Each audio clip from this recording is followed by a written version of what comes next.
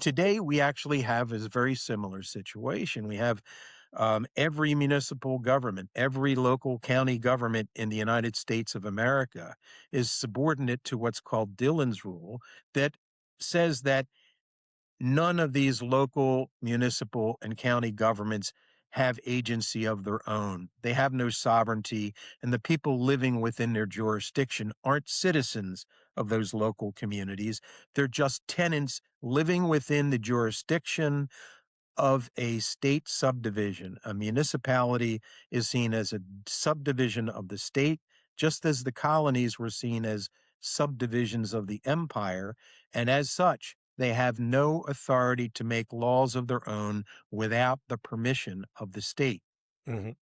That puts us in a precarious position these days because the state legislatures are generally captured legislatures, captured by corporate lobbyists, and the laws that they write, when they're of interest and importance to profit making at the commercial level, that the laws generally have attached to them preemptive language that says, by the way, here's our regulations. That's the most protection anybody is going to be allowed to have.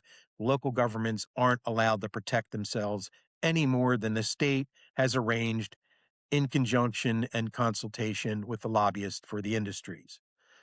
Now, that leaves us in a bad spot, and it also suggests that here's the second of these grievances in the Declaration that 250 years later remains unreconciled, still has not been solved. And it leads to the question, um, why do we really think that any of the regular folks, the working folks, would have joined in the revolution, so-called, if it turned out to be just a way for the commercial interests to separate themselves from the empire and then have their way with the colonies or the ex-colonies as they will?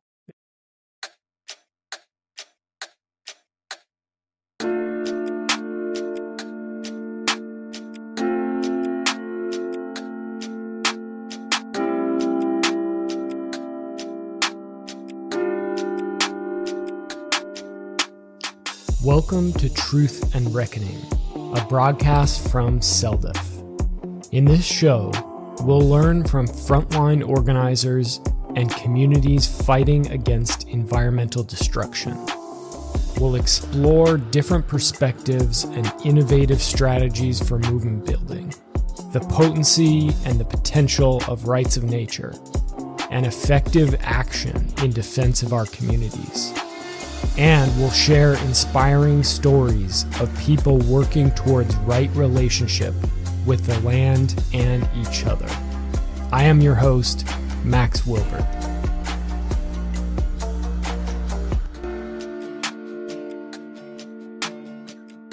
Welcome to Truth and Reckoning, CELDF's Substack podcast series. Joining me here today is Ben Price, CELDF's Education Director.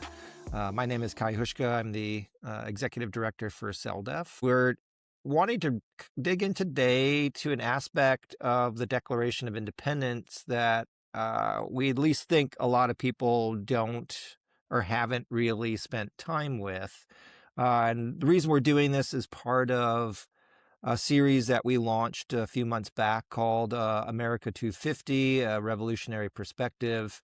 And we've been walking through different themes, different entry points into the Declaration as to what it meant at the time and leading up to that period of history, and really what it's meant since then and what it really means today. And so we've done so, if you haven't been tracking, through articles and essays, recordings, video recordings of different kind of snippets of, again, the different contexts, the different layers of the Declaration itself. And we've also started to post interviews with different guests to talk about, again, those different themes. We recently did an interview with Dina Gilio Whitaker and Kiala Kelly, really digging into the systemic racist reality of the Declaration, and of course eventually encoded into the Constitution itself. So really talking about history from really people who were not recognized by those who were writing documents like the Declaration of Independence and writing documents eventually like the Constitution, or if they were thought about, they weren't thought about in the same context as white landowning males were.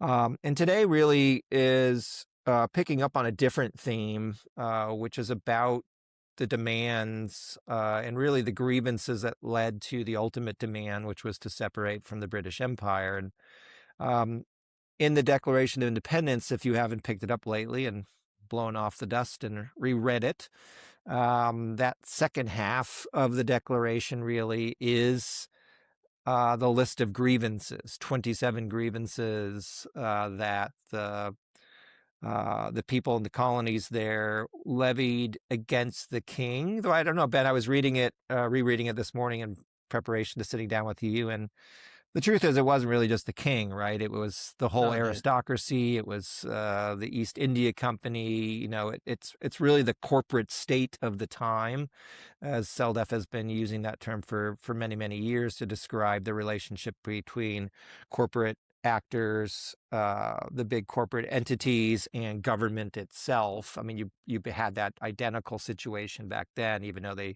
wanted to point the finger at the king, much that people want to point the finger at, you know, who's ever sitting in the Oval Office, so to speak.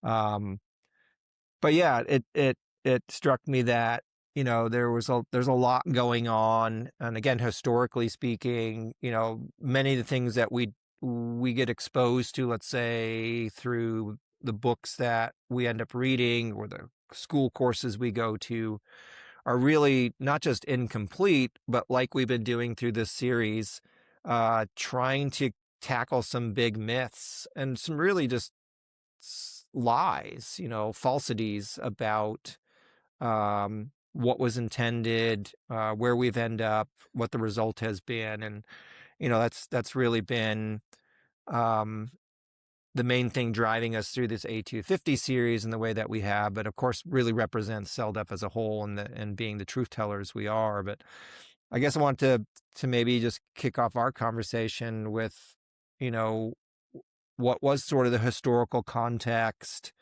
that fed into those grievances, maybe setting some up, you know, because it didn't just happen, right? It's someone no, just wake no. up and write a list of complaints. You know, it was going on for a long period of time, different actions, different things were happening, and then of course, in a lot of ways, things weren't happening that were not to the satisfaction of of the people in the various colonies at the time. So yeah, just kind of maybe take it from there, Ben. Sure, and just the quickest of backgrounds, cover 100 years in about a minute and a half, which is to say 100 years before what is called the American Revolution, but really we should call it the War for Independence, the colonies' independence from the British. Certainly, the indigenous people weren't looking for independence from anyone but everybody that was Hmm. trying to dictate to them. But 100 years before the Americans sought separation from the empire, there was a civil war in Britain, actually, a couple of them back to back. And there were commoners there. There were regular working people who were looking for a place in the governance of the country, an end to hierarchical rule by an aristocracy and a royal family, and all of those things. A lot of the jargon that comes out of what we think of the American Revolution actually had its origins back then, like rule at the consent of the governed and no taxation without representation, and that the idea that the legitimacy of government comes from the consent of the governed, all of those things. But what's really important about it is for quite a few years, while there was a civil war going on in Britain, they beheaded a king, Charles I. There was a time when the British really lost their focus on the American colonies.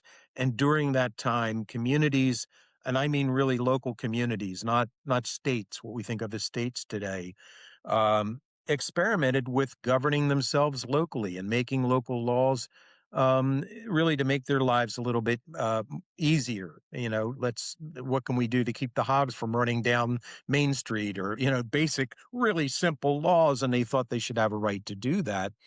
But when the British got their act back together again, they reinstated a king, Charles II, and they sent their agents back to impose the British will on the colonies. We can imagine people who had a short while of some relief from that top-down rule didn't really want to relinquish what little forms of self-rule they had managed during the interim. And so there was, quite frankly, before the Declaration of Independence, there were revolts going on, particularly we read about in Western Massachusetts, for instance, and other places in the colonies. The regulators in the Carolinas prior to the Revolution, or the War for Independence. So there was a lot going on already in 1773. So 3 years before the Declaration, we had um, American colonists taking British controlled judges from the courts in Western Massachusetts and riding them back to Boston, depositing there, and letting the folks in charge and the royal governor know they didn't want any part of it, because these judges were simply mostly taking private farms for lack of payment of taxes, and the people were fed up. So there Mhm. was already plenty of energy going on in the colonies prior to the Declaration of Independence being written. Yeah. I mean, we've I think it's been in a couple of pieces already where we've talked about, that level of unrest, um, and not just in a, let's say in today's terms, people weren't just protesting, right, or holding signs, or saying or writing their letters to the editor. They were taking action. What we would frame today, I guess, is direct action, right? And the example you just gave to me is a direct action where it's like, well, you're not only listening, but the decisions that do come down are not really the ones of which are in our best interest. So therefore, it's time for you to go. But we also know that at least in the writing realm, that what we know as the Declaration of Independence we spoke to is really informed by dozens of others. We think 90 to 100. I think the best book, if I'm not mistaken, is American Scripture by Pauline Maier, where she documents going into that history of what fed into really what we know as the Declaration of Independence that Thomas Jefferson gets credit for. So yeah, there was so much building up. Again, the words we are using now is the revolutionary moment. I think you and I would agree we're in a revolutionary moment now in 2026, and very much the case then. What also struck me, though, and I think it may have been the first time that this actually entered my brain, was the as we will get into, the grievances, most of those are around the ability for people to self-determine. The questioning Very of much. self-government. We can't make our own decisions that we need to because you have found all these ways to block us or deny us or oppress us. We know universally that's what communities are seeking, whether it's an indigenous community, other communities of color. The work we've been doing for 30 years is all about that. But it just struck me that that's also not a new, at that time, wasn't even a new idea, right? If you really look at the construction of societies that have been healthy and have sustained themselves over long periods of time, not depleting their land base, as well as keeping the societal configuration healthy and I would say generally happy, from my understanding, is it because it came from more consensus style decision making. It came from deliberative processes. It didn't come from hierarchical structures. And so even the pronouncement that we as white European descendants and the history we've been taught, that this was a great revelation somehow. But in truth, really, it's again spinning us back to where the balance point should be, as we've also done in the work of Rights of Nature, which is really about right relationship, which of course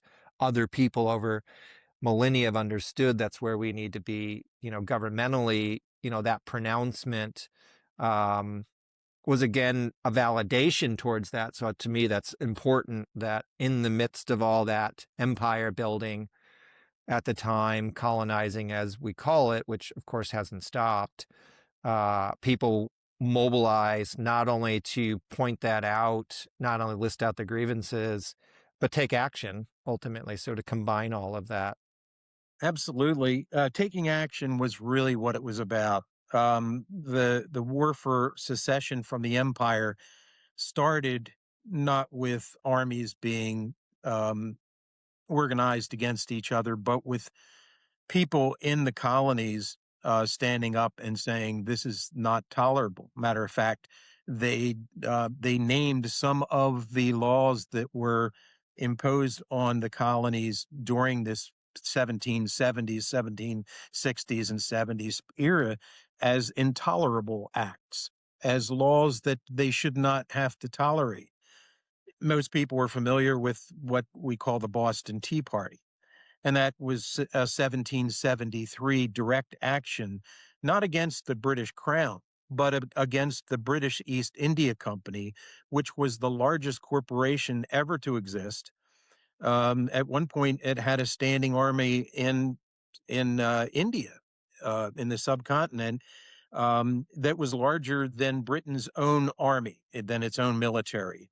And frankly, the commercial interest in England, the very ones who mounted the Civil War against the crown, were still ascendant. What they gained was a limited monarchy. And what we see reflected in the colonies at that point is this commercial power flexing its muscles against the colonists. Today we think of that, how unjust it seems that communities, whether it's local communities or states, subsidizing giant corporations that make billions of dollars in profits a year and actually taking the people's treasury, taking their tax money and subsidizing those large corporations to do things that the people aren't going to benefit from, only the investors in those private corporations. A similar issue underlies the complaints that the colonists put forward against the British East India Company. When we talk about, well, tea taxes were unfair. I guess it seems kind of absurd that there should be a war for independence over tea. I mean, was it really loved that much by the colonists? Mhm. Please, come on. That wasn't the essence of the problem.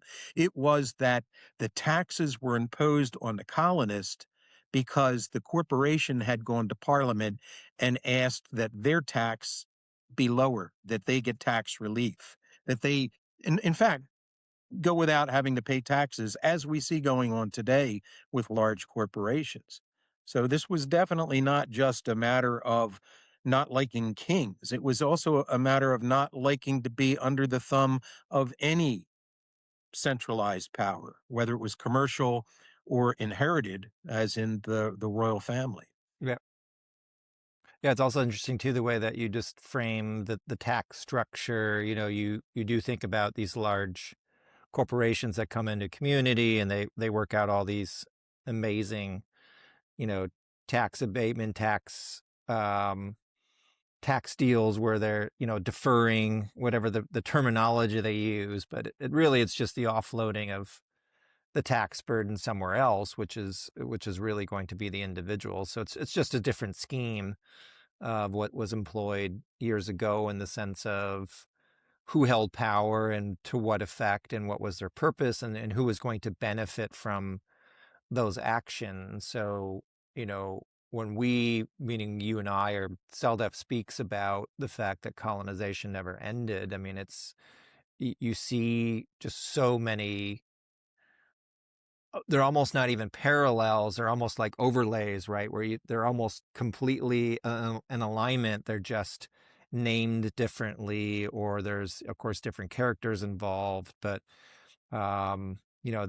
that the revolution, as we've also talked about through the A250 project, it it wasn't successful for many reasons, despite what was said in the declaration at the onset about breaking the bonds, and when government no longer represents you, it's your your obligation, your duty to overthrow it.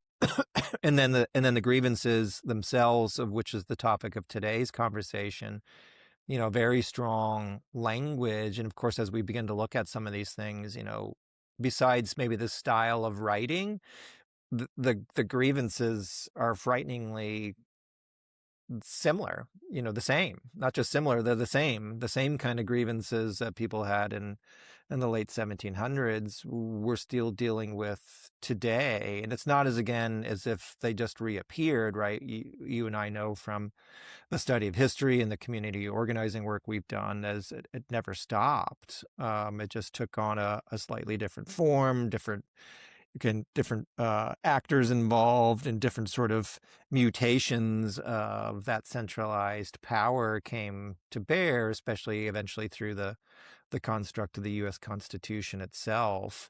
Yeah, we're it's not as if we're repeating history. It's sort of a moment that never really ended, right? It just transformed into something else. It's we're still in that moment. We're still those same people, let's say, but we've, in some ways, we've forgotten what it means to revolt. We've forgotten what it means to organize a real resistance. And if we take to heart this idea that we have a duty and obligation, then we need to step up and step in to actually make it happen, which is then the action orientation that needs to take place from those grievances of today, but also looking back at what were the grievances, what was the thinking at the time that got people to at least in the face of power, say no more, despite knowing that the odds were royally, no pun intended, against them. I think that we've got a real disconnect between what people know about that time in our history and how it bears on our present and the situation we find ourselves in today.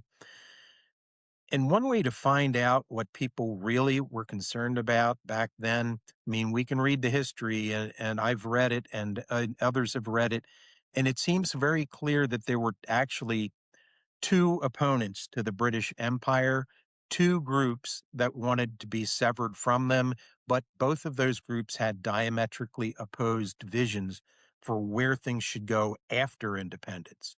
And that's not something that we talk about very much. But we can look at the grievances in the Declaration of Independence and get a sense of what people were really concerned about, why the people who actually picked up their muskets and went out and fought the war. And it wasn't all the people with white powdered wigs. It was a lot of farmers. It was a lot of day workers. It was a lot of people who didn't have any reason to go to war against England and the empire unless they thought they could get something out of it that would improve their lives. And the very first thing that they complained about, and they sent delegates, you mentioned earlier that delegates from over 90 different communities. And I don't mean Pennsylvania and Massachusetts and Virginia and the Carolinas. I mean towns, small towns where they had town meetings. They had a little building they went to, and they made governing decisions for their little local community.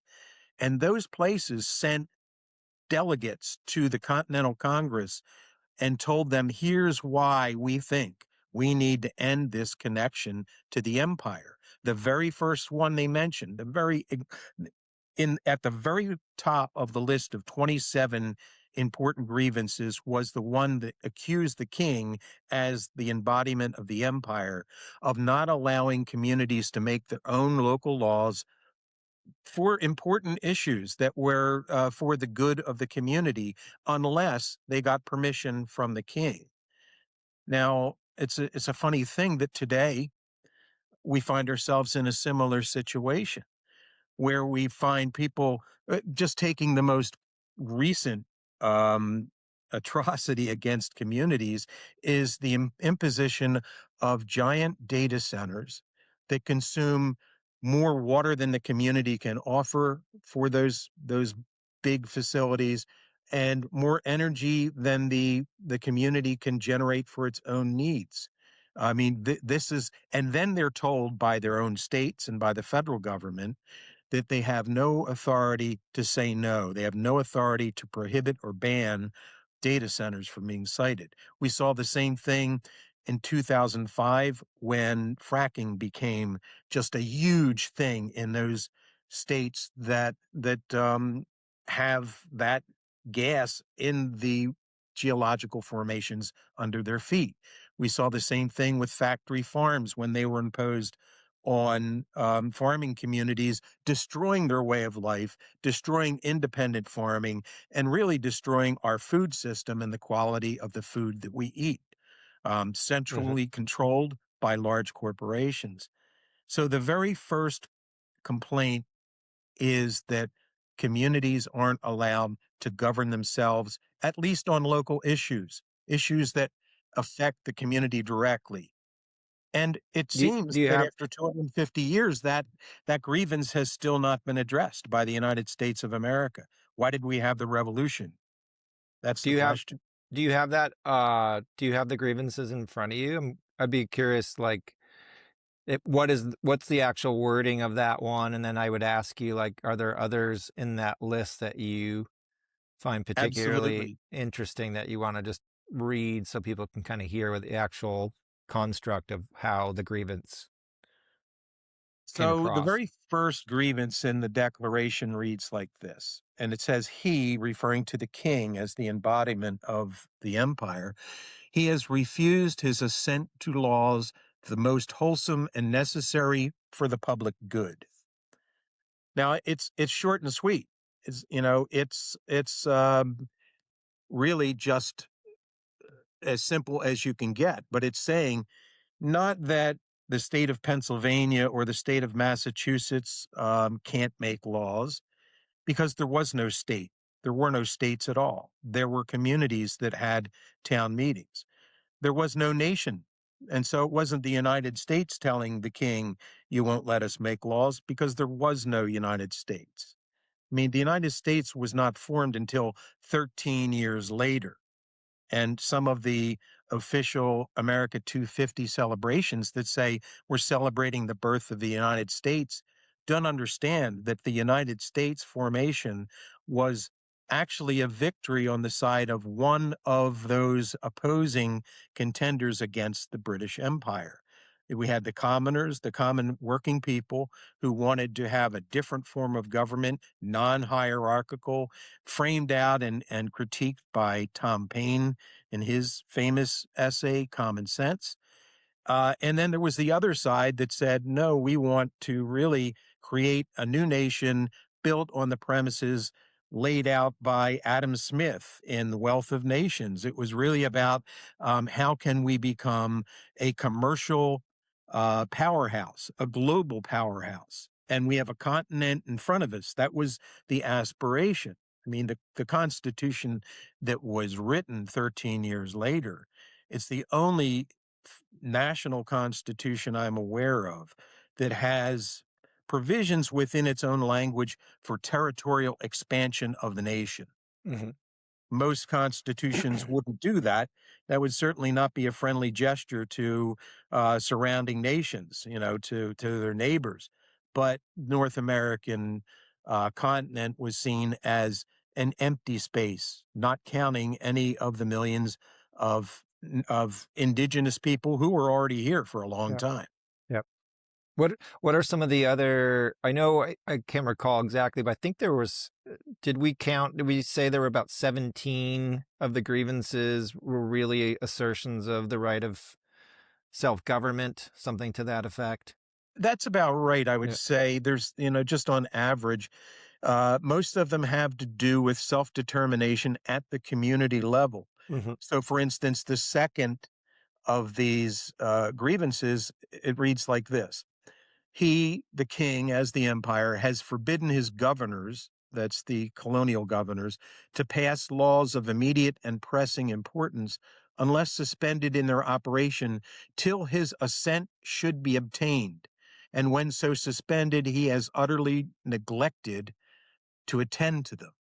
I mean, what's going on here is, okay, so if you won't allow our town meetings to make laws, so we go to your representative here in the colonies, the governor, and ask that person, always a male at these times, so we ask him to make laws that we need.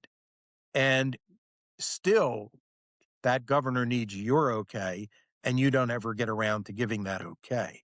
Mm. Today, we actually have a very similar situation. We have every municipal government, every local county government in the United States of America is subordinate to what's called Dillon's Rule, that says that none of these local, municipal, and county governments have agency of their own. They have no sovereignty, and the people living within their jurisdiction aren't citizens of those local communities. They're just tenants living within the jurisdiction of a state subdivision. A municipality is seen as a subdivision of the state, just as the colonies were seen as subdivisions of the empire, and as such, they have no authority to make laws of their own without the permission of the state. Hmm. That puts us in a precarious position these days because the state legislatures are generally captured legislatures, captured by corporate lobbyists, and the laws that they write, when they're of interest and importance to profit making at the commercial level, that the laws generally have attached to them preemptive language that says, by the way, here's our regulations. That's the most protection anybody is going to be allowed to have. Local governments aren't allowed to protect themselves any more than the state has arranged in conjunction and consultation with the lobbyist for the industries. Now, that leaves us in a bad spot, and it also suggests that here's the second of these grievances in the Declaration that 250 years later remains unreconciled, still has not been solved.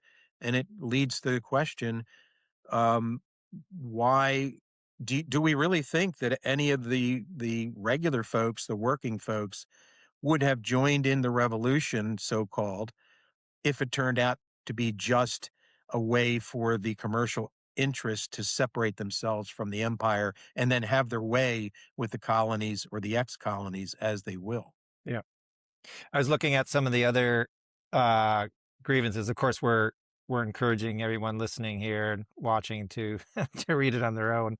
But I was just pulling on some that are so eerily similar to today. So there's one, it's probably fourth or fifth in the list. But think about, the regulatory world and what people go through to um, not just thinking they're going to be heard, but by the mobilized actions through that process, thinking they're going to actually have real power.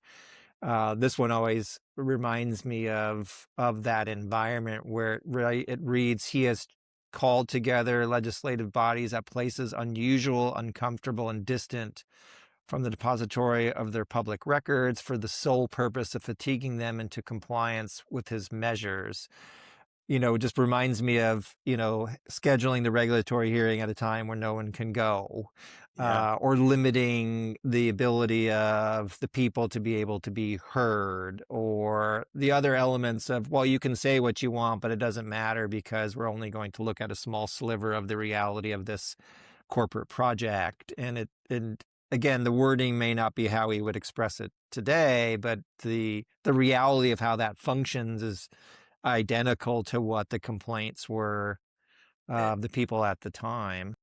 And the language might be a little different than how we would say it today, but, I think back when I was growing up in Philadelphia, so-called birthplace of democracy in the United States, and I was taught that revere these documents and to revere the Federalist founding fathers of the Constitution. Never mentioned any of the real revolutionaries, never mentioned Tom Paine really, who, by the way, isn't memorialized by the federal government in Washington, D.C., the way other founding fathers, so-called, were. But yeah, this idea that they can just hold their deliberative meetings, and their hearings somewhere else that people would have to ride their horses to for a day and a half to get to sounds pretty drastic. And as we read through these grievances, and I again invite our our audience to take a look at it themselves, you'd probably read through it and say, yeah, I can see why they were really unhappy. They would have had I'd have a revolution about this if they were doing it to me. And yet that's exactly where we find ourselves. Mhm. That you can't get to a regulatory hearing to find out if you're getting the data center. Number one, because you're probably not going to hear about it until there's 1 week left to hear grievances against the idea. And they've been talking about it behind the scenes for 2.5 years. Um, okay, so now you have to give up a day's work, or you have to travel a distance to the state capital, or whatever it might be. And we think, well, that would never happen. Yeah. But I tell you what, I want to look at if unless you had another one in mind, I I want to just real quick. I Go had ahead. two others, Okay. and we don't have to spend time unpacking them, but the two that I wanted to pull out, this one's more specifically linked to the current administration, where it reads here, he has erected a multitude of new offices and sent hither swarms of officers to harass our people and eat out their substance. I mean, I love that. I love the wording. But to me, that immediately is the whole Doge project, right? Where you just created a whole new office and Right. and eat out our substance is exactly what that process did, right? Which was to completely pull away the necessary funding that people who were doing good work were receiving from supposedly our government. And then the other was actually, it's just below that. He says, he has kept among us in times of peace standing armies without the consent of our legislatures. And I read that one, when I read legislatures, really to mean us, right? If we're supposed to have people representing us, well, they're de facto supposed to be us. And if you really query people and poll people for a very long time now, not just recently, people are not happy and not supportive of the way that militarization has worked, right? But that continues to be ignored, not only ignored, but flaunted in the sense of further military incursions globally, as well as the fuel for that, which is our tax money keeps being either increased or larger portions keep going towards the budget of militarization. Again, an identical complaint of the people at the time, because that's exactly what was happening to the colonies at that period, where the East India Company and the British were doing their work globally speaking, and they needed the fuel of dollars coming from wherever they could get it, and it was about squeezing the colonies for that very money, which is identical to what our empire is doing under the banner of the U.S. flag and the U.S. Constitution here. So again, to your point, like, if people were to read this and say, oh yeah, I would also revolt, to your point, well, it's exactly, What are we waiting for? when we say you're in a revolutionary moment, we're not just using that, you know, slightly or offhandedly or mildly. It's the hard, cold truth of where we sit. And so eventually I'd like to get into, maybe towards wrapping our conversation up here today, is, what is that galvanizing possibility, in the way that, the grievances eventually lead to this very firm, clear statement of we're done, right? They didn't specifically lay out, what reality they wanted. I mean, we could say that, and we know this, that the Declaration definitely informed the construct of the Articles of Confederation, including things like the standing army grievance. That was something that the people were very deliberate about when they wrote that that document of collectivism. Was we didn't want that. We wanted the Mhm. capability of self-government. We didn't want centralized power. So they pulled on a lot of those good elements that, again, were not new in my mind. Obviously, it was just a reflection of other societies who understood how to be more deliberative and collective, and work on being really, I guess you could say, democratic, right? It was a move towards truer democracy. So yeah, it's quite stunning to see that we are where we're at, yet the mobilization in the way that period of history eventually led to, hasn't happened. So anyway, you said you had a couple other things that you wanted to pull on That- as well. Well, but rather than go through them, yeah, I think they're worth looking at. And if we had more time, I want to. There is just to say let's see, the fifth of the grievances where the king says he's dissolved representative houses repeatedly for opposing with manly firmness his invasions on the rights of the people. Well, have we had our legislatures dissolved? I think some would argue that Congress is pretty much dissolved. It doesn't really do anything that isn't dictated to it at this point. But that's not the issue. Here it was actually town meetings, local governments, local gatherings of people making local laws were dissolved. And we might say, well, our local governments aren't dissolved, except for we have, 25 years of experience working with communities with CELDF, enacting local laws that have been overturned left and right because they interfered with the commercial interests that Hmm. wanted to use those communities for resource colonies or for sacrifice zones. So what happens there is that the legislatures locally, they're allowed to meet, but they're not allowed to have any effect. They're not allowed to actually make a difference. And there's one other aspect of that, and that's representation at the state level.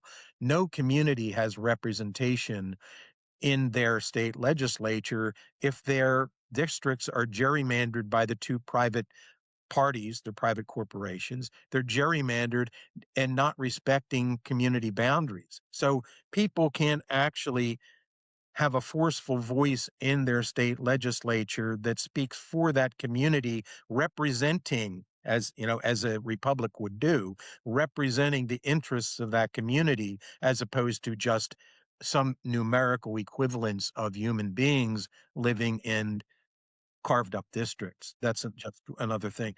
But there's so much. But back to your question, what would we do today, given that we're saying, more than half of these grievances from 1776 have not been resolved, essentially? They have to do with local government. What if that's the case? We're left with, again, the question of, was there ever a revolution? The answer being no. I think very clearly. There was a war for separation, but not a revolution. Was there an attempt at a revolution? Yes. They tried to do some different things in the Articles of Confederation, in which each of those new nations, they weren't states, they were nation states. They were Pennsylvania was a nation, Virginia was a nation, and they gathered in a alliance of friendship, as they called it, under the Articles of Confederation, um, where they maintained the internal community self-government that they argued they wanted for. Pennsylvania's Constitution, written in 1776, puts the community at the heart of the Constitution. And that doesn't mean the community of the whole. That means the communities that make up the new nation. Um, and other of the ex colonies followed suit. And empowered their local people to be the ones who actually steer the government. In fact, even overseeing the laws that were passed and rejecting them if they didn't comport with the Constitution they had written, which was much more democratic. And we'll talk about that elsewhere. Hmm. But at any rate, what would we do now? I'm going to say one, if you don't mind, I would like to just jump the gun and say I'd like to make the first grievance in the Declaration of Independence my first grievance in a new list that would call for an absolute revolution in our form of governance. And that is the people being affected by governing decisions should be the ones who make them. And so we should be allowed to make laws that affect our local communities Hmm. and protect our local environments, our health and safety, and future generations from being abused. I mean, that seems to me to be a minimal requirement for a legitimate government, is the people being governed get to say what what the rules are going to be for Yeah. governing in their communities. I mean, we have a different kind of opportunity here compared to those, let's say, in the 1700s. I think we're also dealing with circumstances that are monumentally more challenging than they did. And I'm speaking more specifically to climate destabilization and the climate catastrophe. So the very sources of life itself are being, to put it lightly, toyed with in a way that makes those future generations' assertions questionable, right? So that's a very different environment. Um, Governmentally, structure-wise, as we've been speaking to, it's a very similar dynamic. It's a very similar orientation, I think. I think the additional thing that I'm thinking too, as we kind of get into this discussion about, you know, what are those grievances? Are they pretty much the same? And will we act upon them? And how do we mobilize to act upon them? So to me, I think it is actually fulfilling the good aspects, the good nature of the revolution itself. But I think combined with that, of course, is a need for transformation, specifically in two realms. One, into the non-human world, right? We can't just recreate a reality for ourselves, let's say governmentally and societally, in the context of what you just described, in our ability to make our own decisions, our own rules, our own choices. Well, that has to happen, yes, but not disconnected from the natural world, right?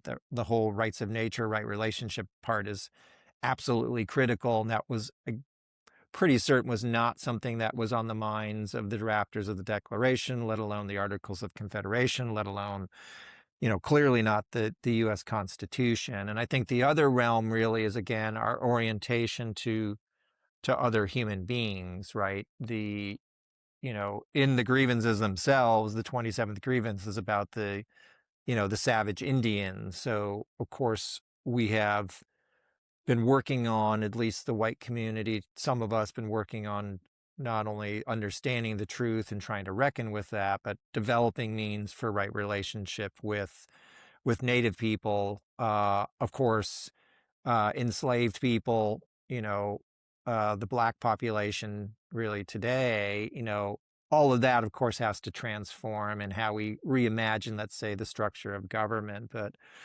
yeah, the revolt aspect, yeah, I'd be curious to see what is I guess to me, what is the galvanizing? Because I would think the grievances, we can get very specific to our times, right? Whether it's, student debt burden or healthcare Hmm. costs or the lack of economic opportunity or the realization that our environment has deteriorated so bad that, future generations are in jeopardy, not just future generations of humans, but other species as well. So we would have all these reasons, these grievances of what's transpired. But my guess is, boil them down, they're going to look pretty much the same as the ones that are in the Declaration from 1776. So knowing that that's the case, unless you have some other thoughts there, but knowing that that's the case,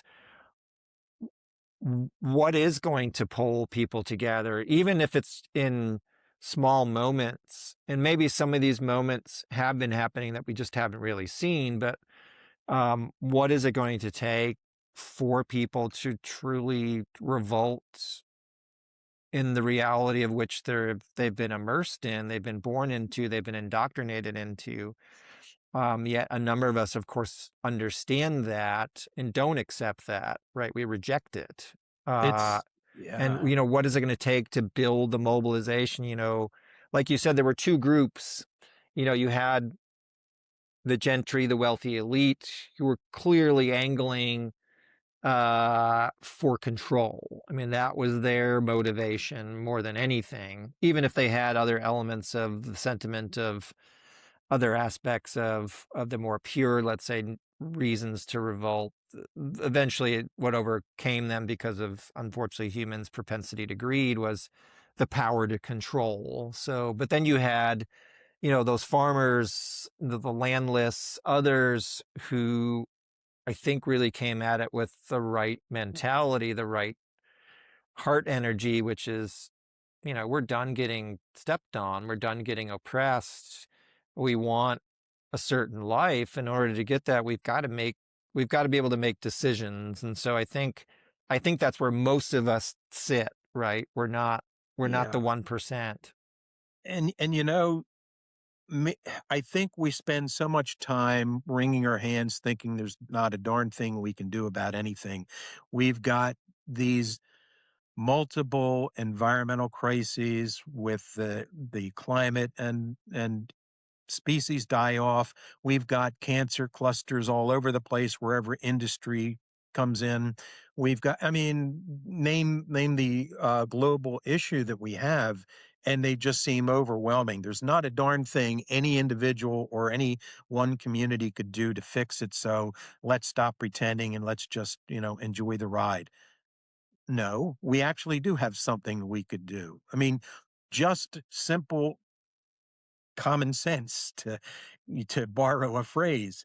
Um, if every bad thing that happens to planet Earth happens from some particular place on the map, some specific community, in other words, where people live, if the people in that place where that bad thing happens, spewing junk, toxins into the air, into the water and the soil, whatever it is, if those people actually weren't prevented by force, by threat of violence, by threat of all kinds of sanctions, if they weren't forced to stand down and not try to stop those things and they were allowed to stop them, I can't I can't say that none of it would happen, but would suggest that a significant portion of what's destroying this planet would be put an end to, because the people living there would not want their children exposed to it. They wouldn't want to drink the water that we're drinking now. They would know that if they went fishing, they could eat the fish instead of throwing them back because they have too much mercury in them from the coal powered plants. I Mhm. mean, if we actually had the very thing that the colonists complained about in their first grievance, and the reason it was their justification for going to war. If they could have actually got that from the government that they created afterwards, the US government, I don't think we'd be facing the same multiple crises that we're facing today. That I mean, no, that this is a model that of non-governments. This is a model of really failed governance that has been spread around the world and is reflected in neoliberal globalization and in all of the international corporate treaties that have been signed that actually take away democracy at the local, at the community level in all of the signature countries. I mean, we could have changed the world, but we didn't, and maybe Yeah. it's time we start again.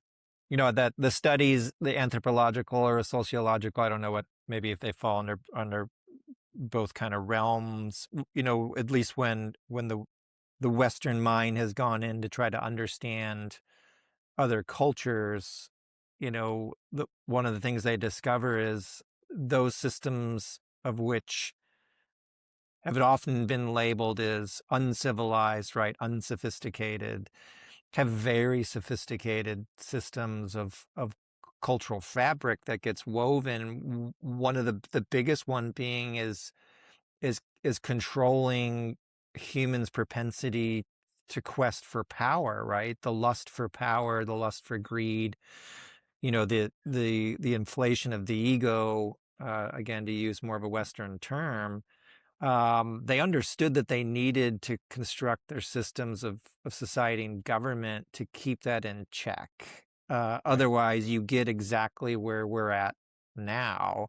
And so I see the push for really decentralization, for the honoring and the anchoring and the rooting of self-government is a major means for that, right? Because Mhm. you have this check on power in a way that you just don't have today in the centralized manner. And of course, not just centralized on paper and through court decisions, but of course backed up by force, whether it's the military or police or other forms of armed, ready for violence, and in a lot of cases engaging in violence against the people. As of course the more recent examples, at least media wise, is the death of the two people there in Minneapolis. But of course it happens on a daily basis, Mhm. especially if you're a person of color with police forces. So it is ongoing. So yeah, you have this power dynamic that is why we're in the situation we're in. And I agree with you. I think that really should be the driving agent for people to just step up, mobilize, and throw off that kind of tyrannical power. Or as we've, tried to go into our trainings and work with communities, looking at evidence as often as we can, what's the evidence say? What's the historical critique say? So it's, again, not just you and I saying it, but Right. many others who've come at it from other ways. We use that study that came out of the collaboration of the two professors from Northwestern and Princeton that we refer to as the Princeton study. And, to boil it down based on the research they did is, they were very clear that the U.S. is not a democracy. They call it a functioning oligarchy, when I would question maybe the word functioning for whom. Um, uh, so like, yeah, how much more do we need to know? How many more grievances do we need to draft before we understand that it's us? We have to be the ones that course correct, or we have to be the ones that, if you want to use a track metaphor, the baton's been handed to us. Mhm. Are we just going to sit down on the track, or are we going to try to carry that baton across the finish line, of course, in the ways we described earlier, where there's more that we're now obligated to understand and to consider, whether it's our relationship with other peoples that were not just marginalized, but were subjected to collective murders. People like to use the word genocide, um, as well as the natural world, the non-human world. That that's a different thing than perhaps the colonists of the time were aware of or thinking about or part of. And so, and I know we're going to, as sort of our last, or getting to our last installment of the A250 series, we're really going to dig into revolution itself. So we're not Mhm. going to just leave it hanging here without maybe some more concrete ideas and answers, but we're going to dive into it. But yeah, it is something that, and I'm sure you do as well, that I think about on a daily basis. And of course, we've been trying to be catalysts, instigators to mobilize some of that. And, we've had some successes, but not enough really to really threaten the power structure as it sits, which is very much a corporate state, just like it was in 1776. It was a corporate state, and that corporate state structure has not gone away. And in fact, one can say it got improved through the so-called American experience or American experiment. So in some ways, it got made better. Uh, because of the revolution, or the Revolutionary War, I should say. Well, the commercial interests after the British Civil War and after the American Independence War have ascendancy around the world. It's a form of government, and it frankly is a form of government that I guess we don't read about in the history books because it's kind of a newer thing, 250 years old, if we want to say that. Um, but it is the commercial interests that are running things. And we could say maybe that's always been the case in some measure, but there hasn't been this focus on commerce, on wealth, on, fiat money running the world. And now that's what we have, and we're steeped in it. We're living in it. And as has been said by one of our mentors, fish discover water last. We don't recognize the problem that's all around us because we were born into it. We don't see that there's something unnatural about the situation when there's not a thing that's natural about it. That Mhm. our connection and our with each other, our way of relating to the natural world is skewed by a false belief that human beings are superior to nature and separate from it too, as though a biological creature that evolved on this planet could somehow suddenly wake up and be separate from the rest. And by derivation, superior to it, and therefore justification for the use of the whole planet and everything here as toys for our amusement, as things for our convenience. That's not the respectful kind of relationship that indigenous people express. And, folks will say, well, we don't want to go back and live in the jungle. We don't want to go back and live in tents. Um, that's not what it's about. It's about the way of relating to the world. It's about the way that we see each other, not Mhm. just the natural world, but also the natural world. And seeing each other as commodities or as resources is really what capitalism has done to us. It has Mhm. said the labor that we can extract from people is just as valuable as the oil we can extract from castor beans. We can sell it. It's just something we can buy and sell. That is not a natural or right relationship between other human beings. And we have corrections to be made. But, I think we want to also talk about, and we'll be talking about revolution in our next um, conversations in the A250 series. But we don't have to wait for there to be some kind of a war to have a revolution. The revolution doesn't require a war, it requires a transformation. And if we can transform the communities where we live to really look at the system that exists as obsolete and one that we no longer find legitimacy in, then we can begin to make the communities we prefer and want to live in that's respectful to the members of the community, regardless of the color, their heritage, their gender identification, whatever that background is that we constantly find ways to fight about. Finding right relationship doesn't highlight those differences.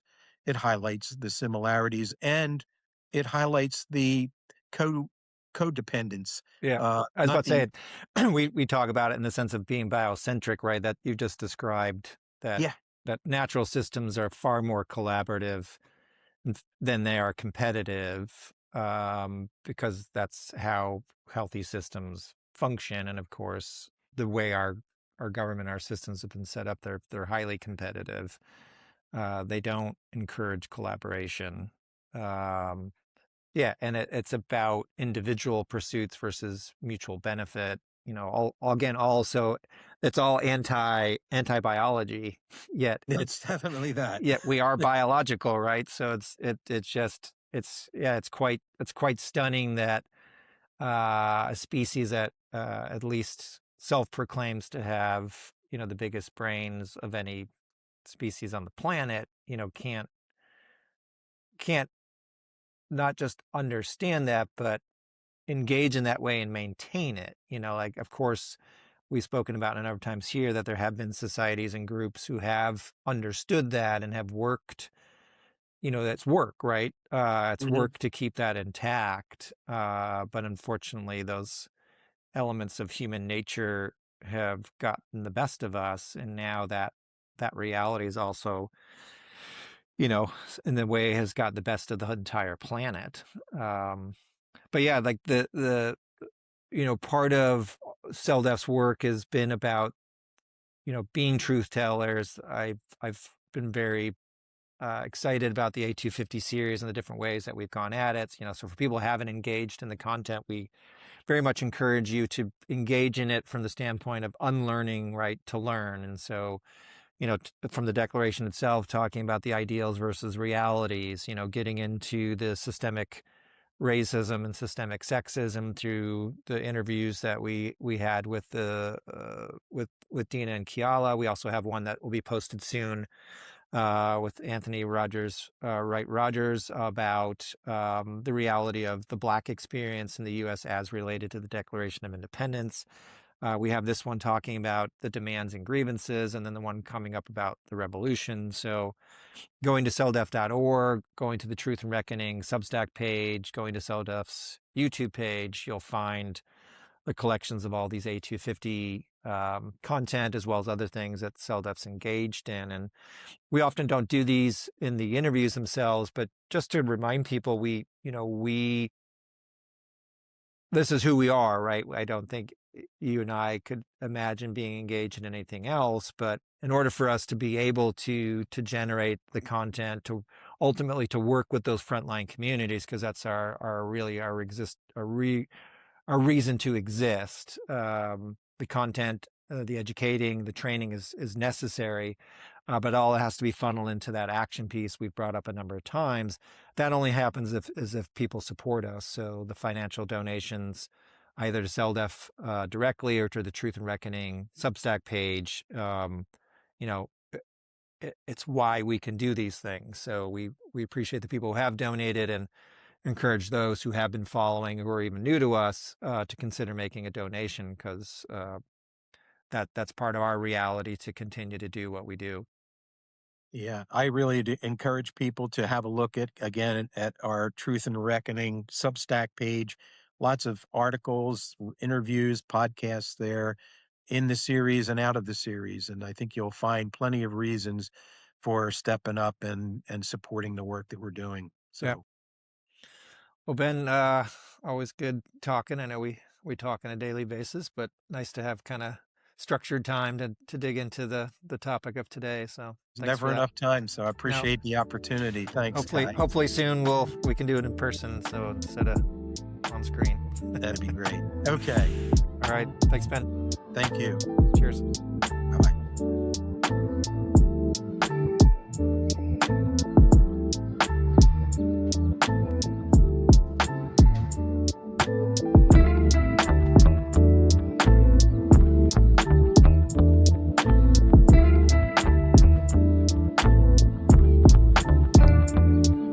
I want to thank you for listening to our show and let you know a few ways you can support Truth and Reckoning.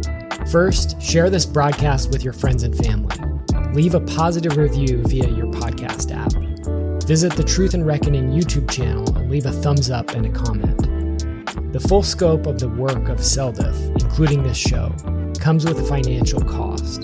So if you're able to make a donation, go to CELDF.org.